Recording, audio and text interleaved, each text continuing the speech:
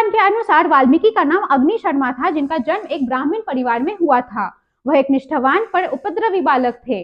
वेद और उपनिषद की पढ़ाई करने उन्हें आश्रम भेजा गया, पर इसका उन पर कोई असर नहीं हुआ और बदले में वह एक डकैत समूह में शामिल हो गए और शीघ्र ही रत्नाकर नाम का खौफ बन गए। उन्होंने अपने जीवन क्रम में सप्त ऋषियों को लूटने का भी प्रयास किया, पर ऋषियों ने उन पर दया करके उन्हें उनके कर्मों की मूर्खता दिखाई। उनमें से एक ऋषि ने उन्हें राम मंत्र पर ध्यान करने की सलाह दी। रत्नाकर केवल मरा शब्द उच्चारण करने में सक्षम थे, तो ऋषि ने अपनी सहमति देते हुए उन्हें आरंभ करने की आज्ञा दी। रत्नाकर ध्यान में इतने लीन हो गए थे कि मरा राम उच्चारण होने लगा। वर्षों बीते और उनके चारों ओर चींटी का टीला बनता गया।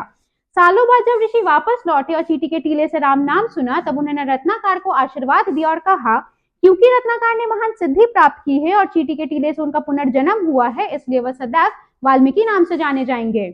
ऋषि ने उन्हें गंगा नदी के किनारे आश्रम स्थापित करने की सलाह दी। उनका गुरुकुल एक लोकप्रिय स्थान बन गया। राजा दशरथ ने उन्हें उच्च मान पर रखा।